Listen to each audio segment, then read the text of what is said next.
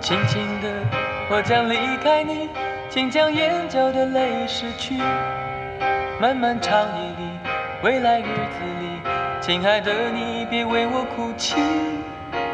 前方的路虽然太凄迷，请在笑容里为我祝福。虽然迎着风，虽然下着雨，我在风雨之中念着你。没有你的日子里，我会更加珍惜自己。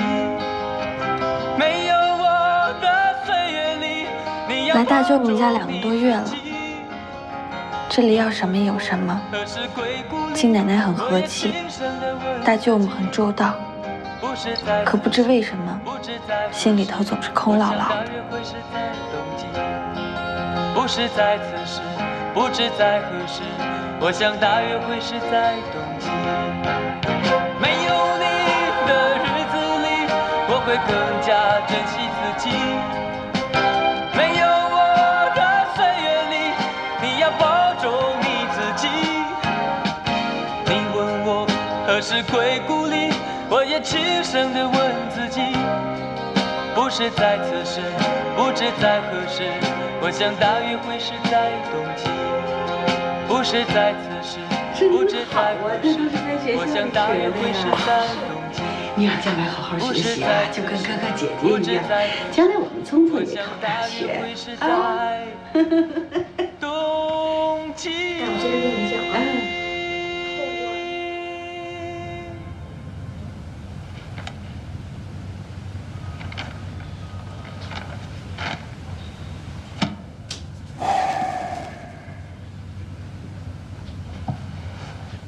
要不我回信的时候再跟他说说。没用的。气了。好孩子，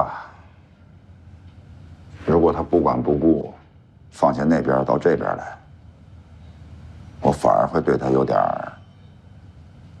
失望。我特矛盾吧？不矛盾。说明他是个好孩子，有情有义，聪明，好学，德才兼备的栋梁之才。今后我这份家业交给他，我就放心了。乐观一点是好的，但是这个话吧，说的有些早。现在的情况是，孩子不打算认你，在你和他妈妈之间。他肯定选他妈妈，这个打官司也没有用的。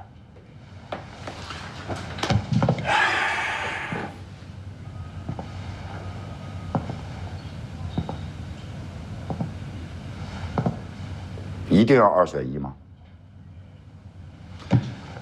我可以把他和他妈妈都接过来，如果郑娟不舍得那个小的，也可以一起接过来。买东西呀。买一个搭一个。再说了，曾山呢？离。我看难。只要钱到位，没什么可难的。曾山看上的又不是我。就算你把曾山解决了，那更难的来了。郑娟怎么办？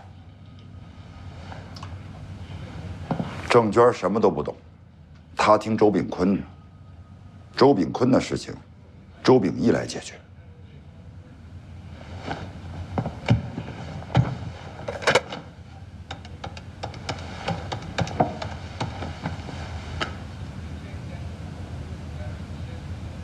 老杨，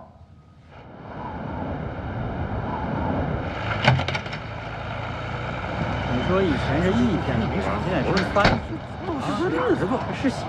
但是1天过去了，那不就扣个罚，心里面不知干不难成。啥意思？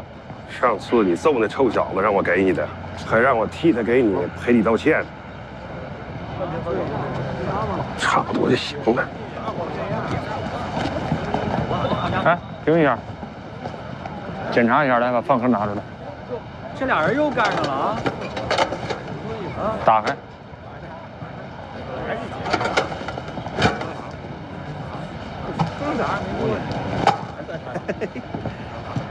谁不是？看你妈呀！哎呦，这佟国伟拍马屁拍牛皮身上了。送你吗？哎，来，把我活把饭盒都打开，让我看看。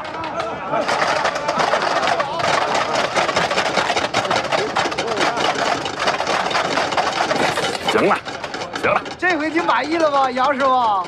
多好听的饭盒交响乐呀！得罪啊，各位！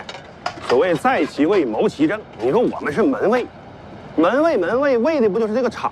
况且你说这场不是咱们大家的场，是不是？这今天是啊，这以后可不一定是。啊，你们知道周书记吗？他去苏联干啥去了？他不管咱们了，把咱们厂子给卖了。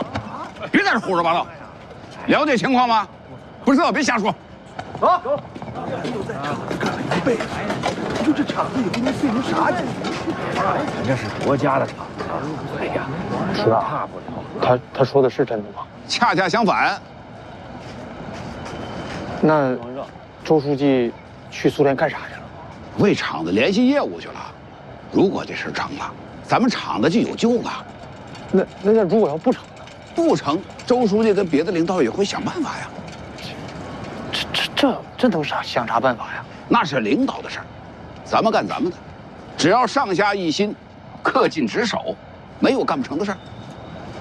还多亏我慧眼识人，找了这么一个敬业职守的好门卫。处长，你放心，我肯定好好干。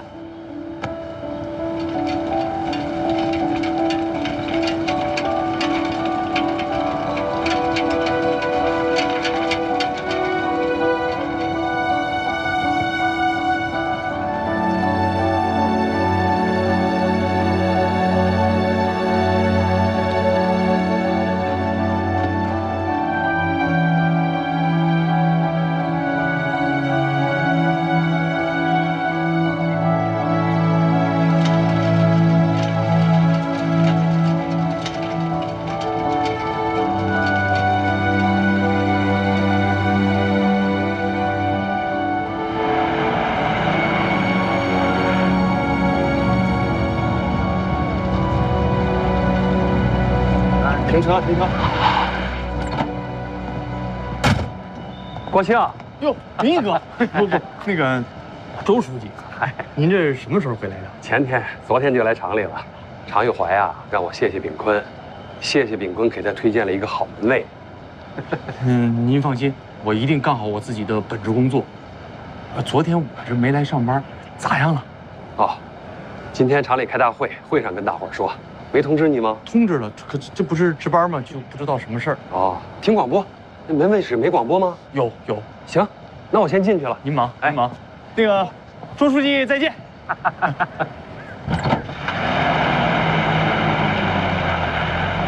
即便像我们这样的重点大型国企，也不再可能像以前一样一味的等靠要，而是必须依照市场变化的需求，充分发挥企业自身的主观能动性。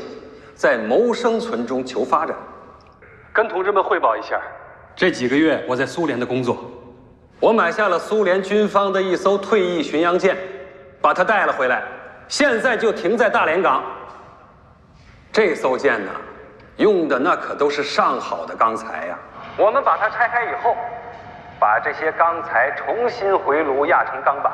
当然了，这活我们军工厂干不了，我们把它交给钢厂，给他们工钱。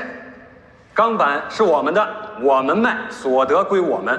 这一块下来呀，粗算一下，有上千万利润。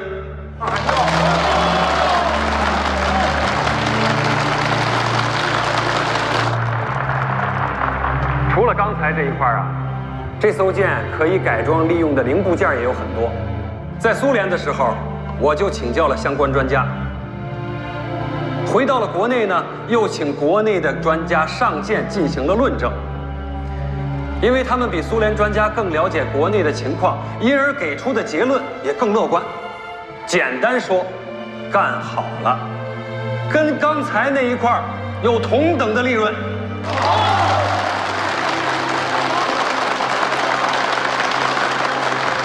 所谓干好了，靠的是我们军工厂工人同志们精湛的专业技术。我不敢说放眼全国呀，至少在我们江辽省，除了我们军工厂，没有哪家单位能够吃下这艘舰，并且实现利益最大化，一个骨头渣都不会让它浪费。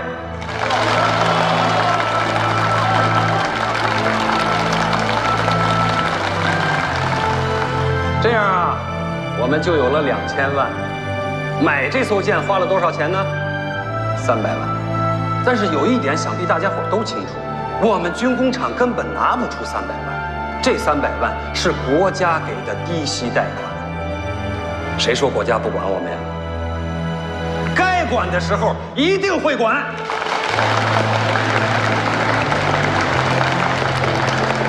还了贷款啊，再刨去大家的工资、医疗费、福利等等开销，剩下的钱足够我们军工厂改革转产。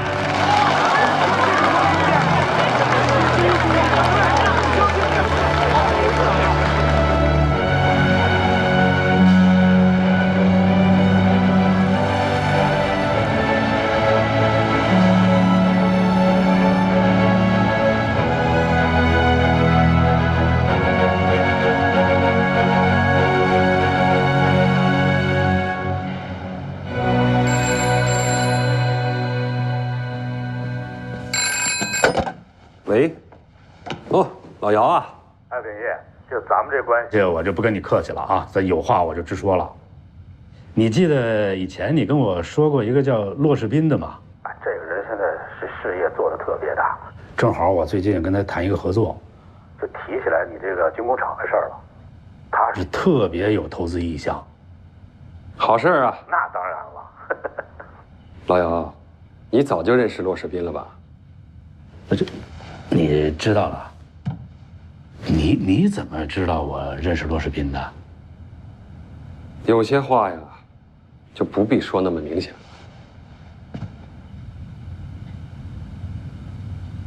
了。我这也是受人之托，得跟人合作吧。另外，这对你也没什么伤害。你伤害了我和我弟的感情。对不起啊，秉义，这个我没想到这一层，是我忽略了。他就当时就找到我，态度特别诚恳，我也是实在是抹不开面子。要不你还是做秉坤的工作。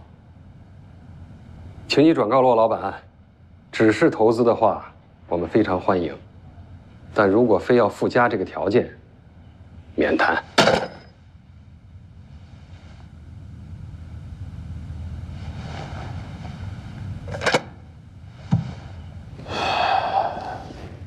他是不是去苏联弄到钱了？他带回来一艘巡洋舰。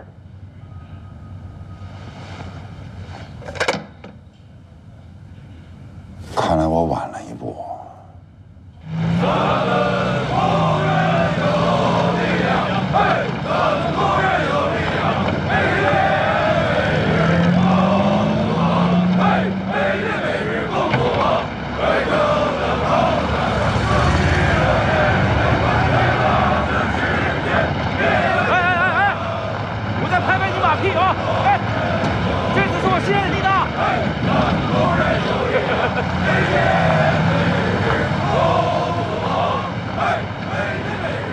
外延呐！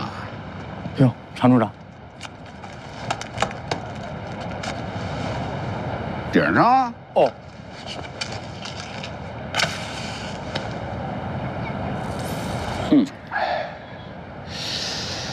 这些人去拆军舰，工资按天算，你猜一个人一天多少钱？那你多少啊？干得好的，8块。8块？你是不是觉得个人拿多了，厂子就亏了？那周书记那么精明的人，能做这种亏本买卖，一切都经过精密的计算。所以这次他提出按劳分配，多劳多得，充分调动工人的积极性，以尽最大限度缩短拆建时间。这件事情上，时间就是金钱，早一天把这大家伙拆了，就早一天资金回笼。早一天资金回笼呢，我们厂就早一天投入再生产。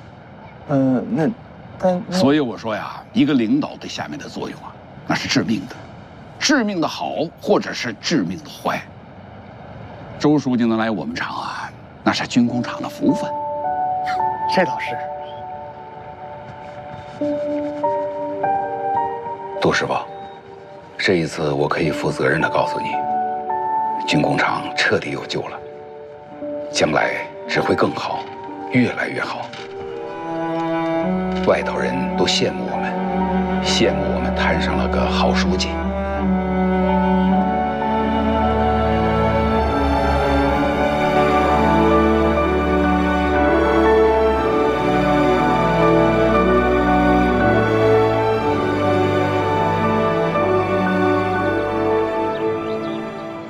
2个月时间签订购买合同，1个月时间办理外国军舰进中国港的手续。尽管是一艘老掉牙的、没有任何军事用途的古董级巡洋舰，那也不是闹着玩的。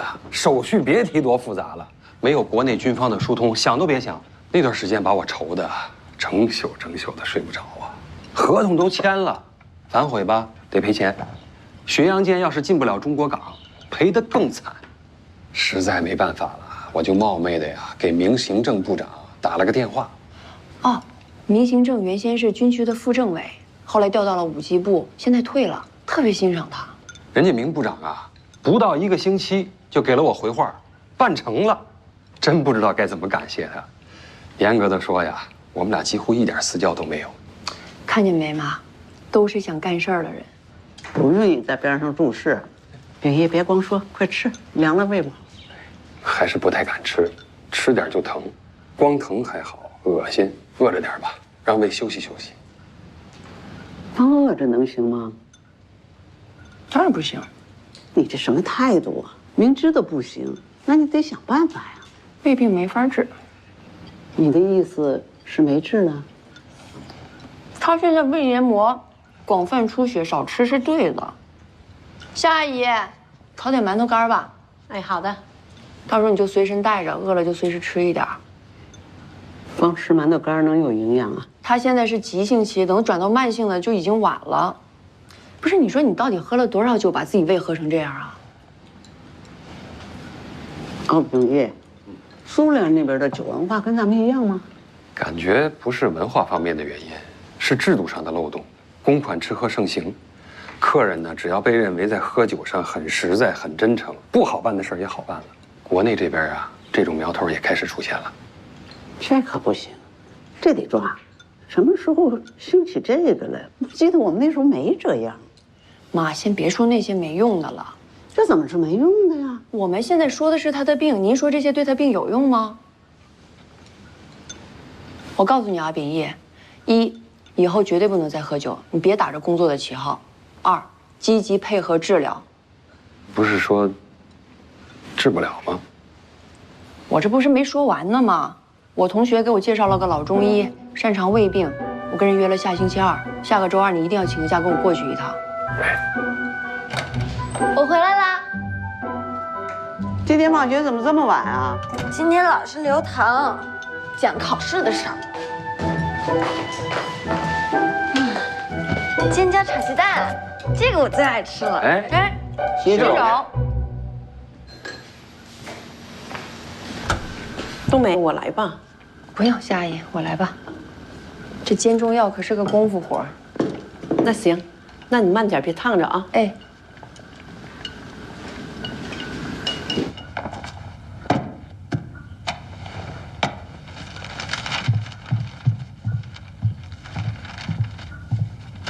妈，月月说您找我，他干嘛呢？我在他屋里写作业呢吧？冬梅呢？在厨房煎中药。把门关上。这什么重要的事儿啊，还要关门？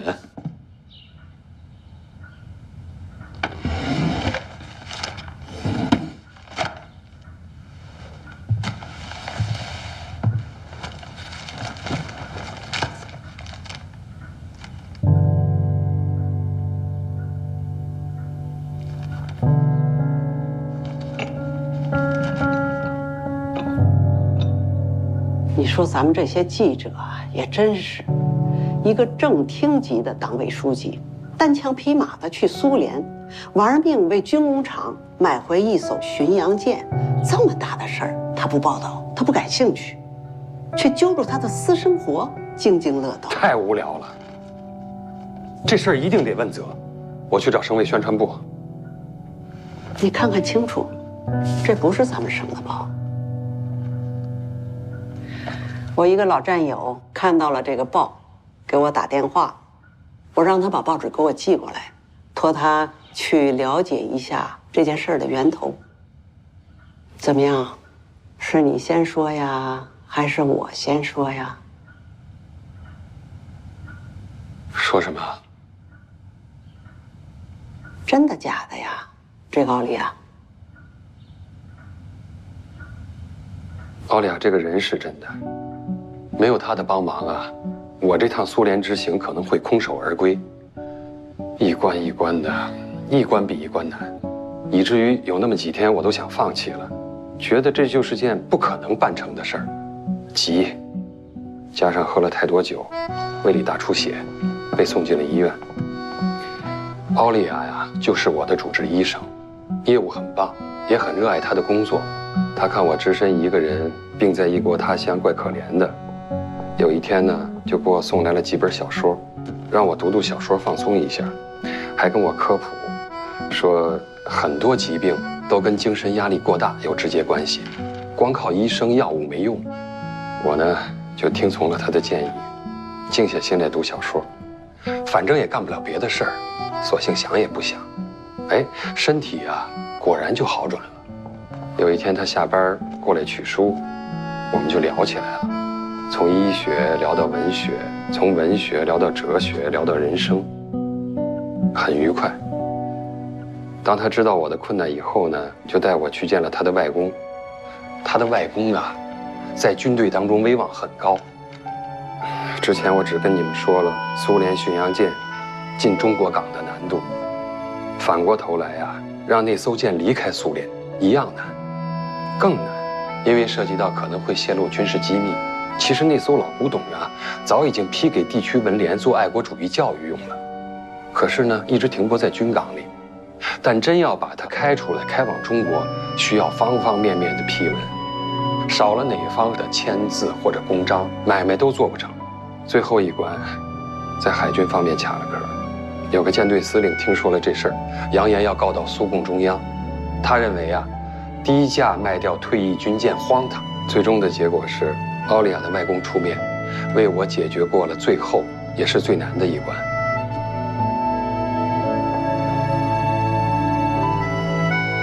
事情办成之后，回国的前一天，奥利亚在他外公家为我举行了践行家宴，也把为这件事出过力的相关官员一块请了过来，表示感谢。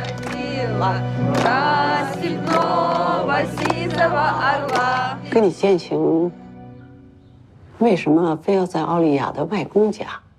他父亲去世了，他母亲住回了娘家。他自己没家吗？30几岁的人了，没结婚？离婚了。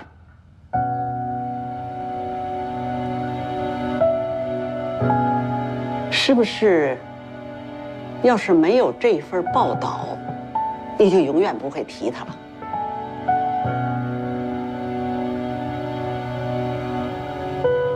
也对，该说的说，不该说的不说，有选择的说。选择性的说的高明之处就在于，你既达到了目的，而且说的每一句话都是实话。所以，有的时候，实话不一定是实情。妈，我说的是实情，报纸上说的不是。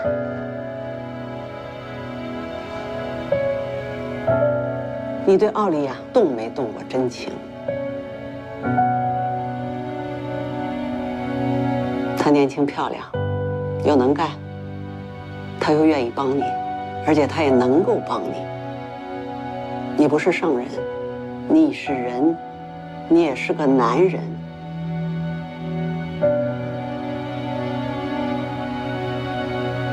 以后还会遇到这样的事儿，给你一个底线：擦枪不许走火。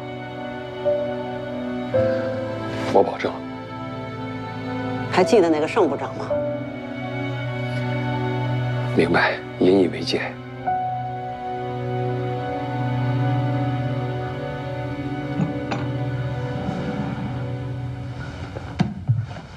妈，这报纸是您收起来还是我收起来？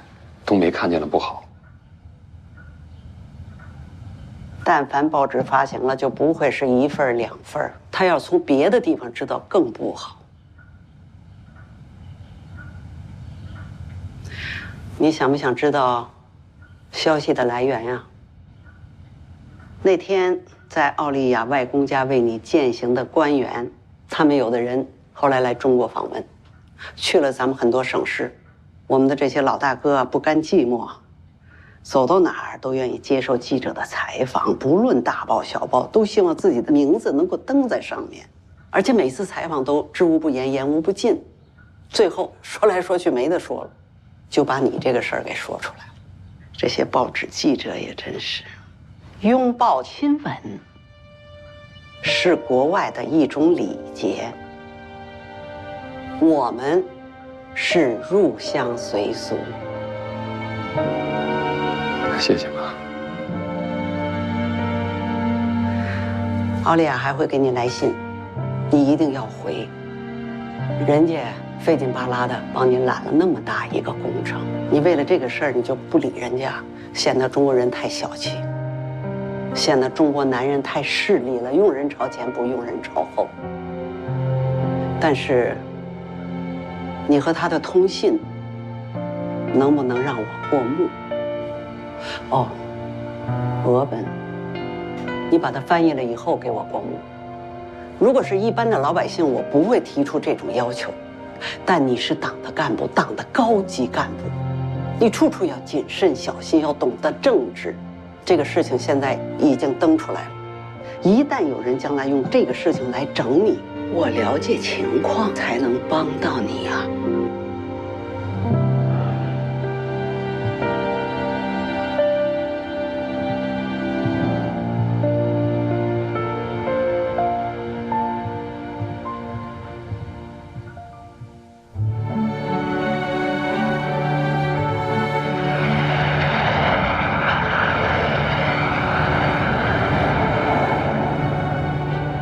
应该是他们那航班到了。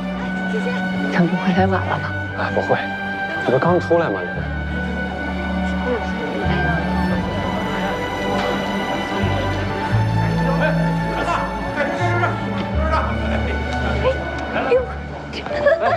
老姚，你怎么出来这么快啊？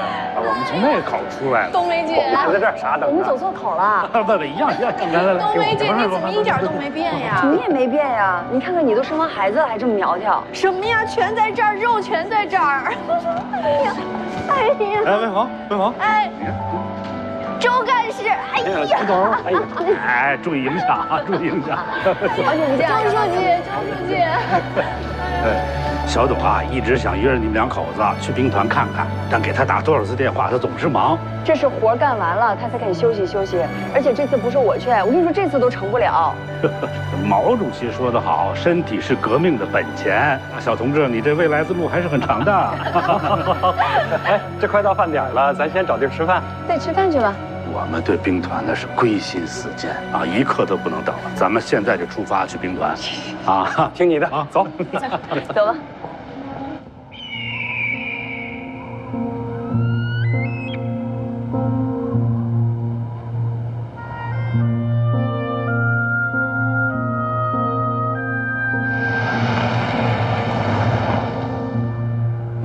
到了。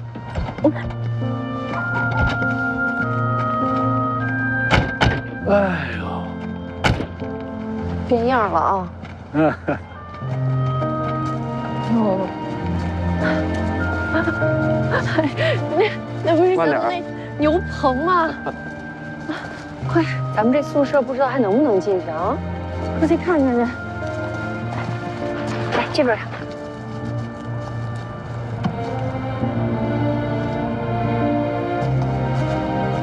这里边好像也没剩什么了。啊？真是没了。哎，那那柜子还在呢。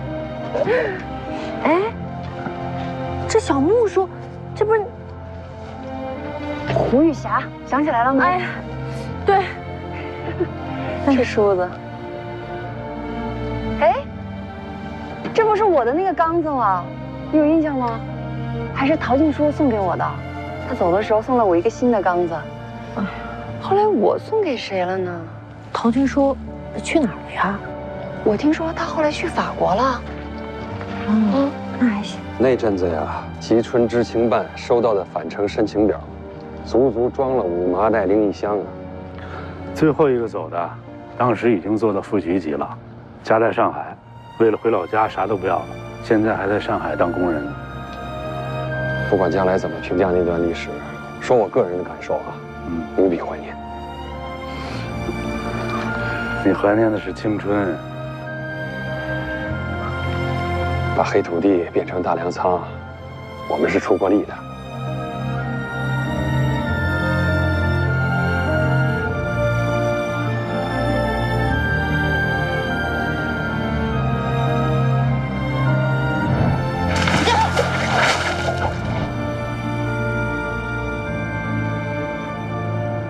怎么不说话？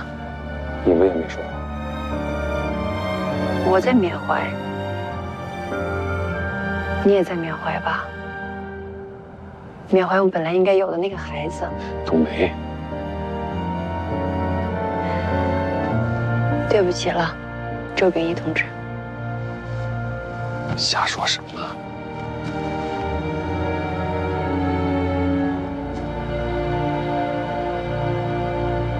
走吧，咱们去兵团吧。现在叫农场。走。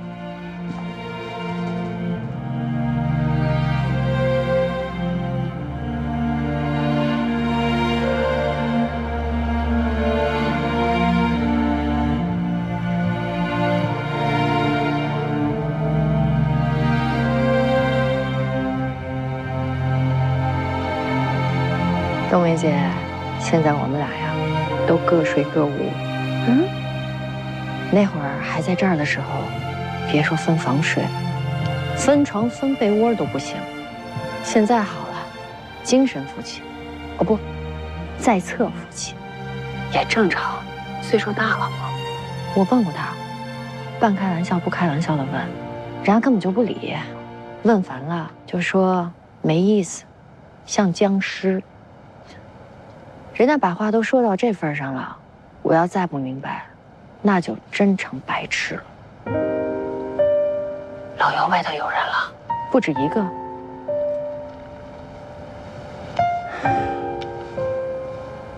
你们俩怎么样啊？我们俩都挺好的，一切正常。那就是很好。其实有没有孩子啊，真的无所谓，孩子大了跟你也没关系。这孩子要是不成器，你要天天跟着操心，看着就烦。这要太成器了，压根儿就不可能待在你的身边。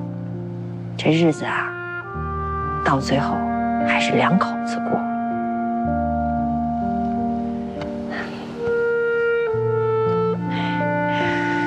自己选的路，有失就有得嘛。冬梅姐，等你在休假的时候，带上秉义哥到深圳去找我们玩，就住我们家。我们家就房子还行，500多平，独栋，院子可大了。那太好了。要求，如果我说服不了炳坤，骆世斌就不投资，是这意思吧？太可惜了，帮我做做工作。我们厂啊，设备先进，人才济济。他如果投资的话，我保证他稳赚不赔。这条可以写进合同里。他不缺投资项目。秉义，这炳坤30刚刚岁，他可以再婚再生啊。姚兄啊，你怎么老是替他说话呀？是，你们俩有业务上的合作，可咱俩是战友啊。就算你不向着我，那总得一碗水端平吧。有没有孩子就那么重要吗？我也没孩子。不是，他这人和人他不一样。哎，这话算是说到点子上了。人和人不一样，就像你更理解骆世斌，我更理解炳坤。在骆世斌那儿啊，孩子高于一切，老婆无所谓。可炳坤不是。不是，所以说才让你过来做做这方面的工作嘛。那你帮我做做骆世斌工作。哎，这件事儿啊，只能当事人和当事人谈，外人说什么都是隔靴搔痒。那你什么意见？我的意见，外人，包括你我，不要管。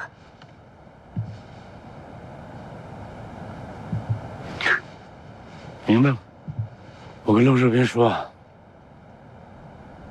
好，跟当事人谈。这事儿周炳坤是关键，楠楠呀、郑娟他们说了都不算。辛苦了，老姚。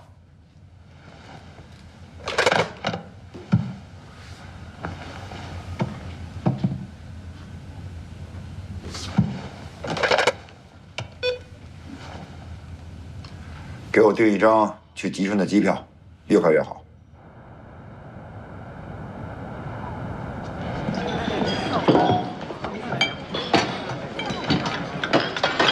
埋汰，这还算埋汰？我干的活比这个埋汰的多，也比这个累得多。炳坤，我不是坏人，我一直相信，只要努力，就能够有收获。我也相信，人的命运是掌握在自己手里的。过来，快吃两口。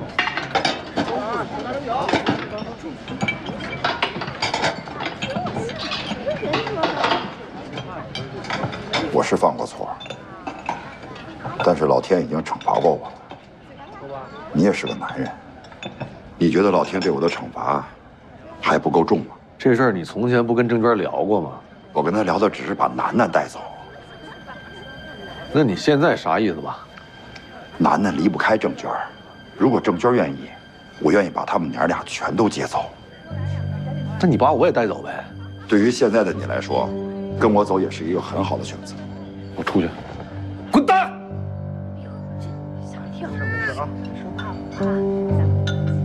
骆世斌有一句话说的挺对的，我听你的。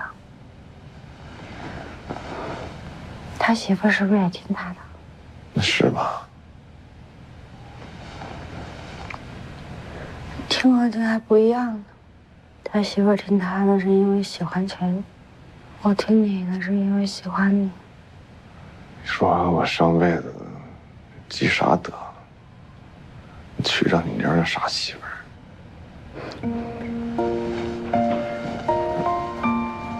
我傻呢，我多贱呢。我傻。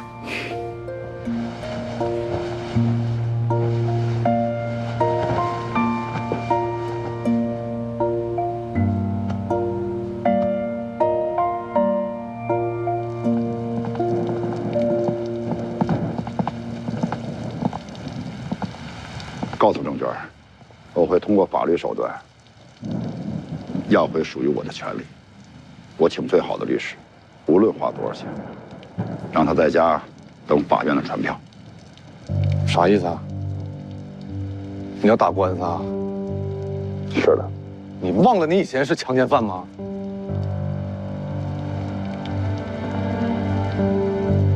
强奸这事儿不存在。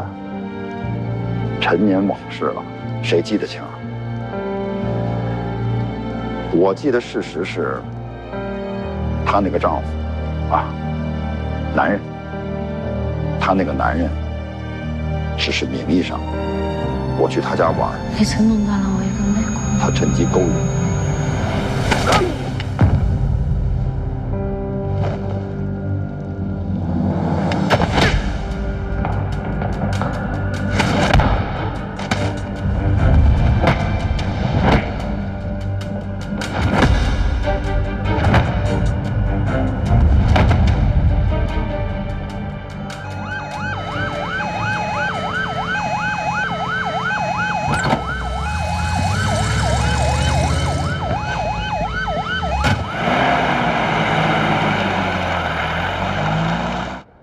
他在哪儿啊？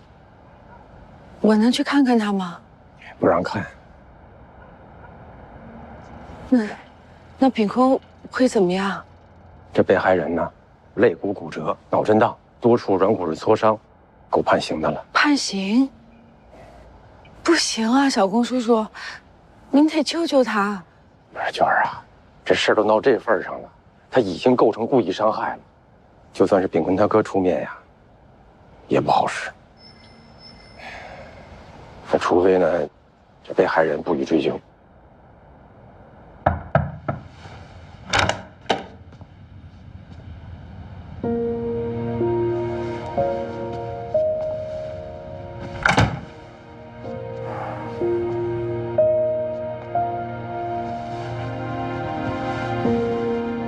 对不起。谁叫你来的？我妈。来干什么？道歉。那你的意见呢？我也不想让我爸判刑。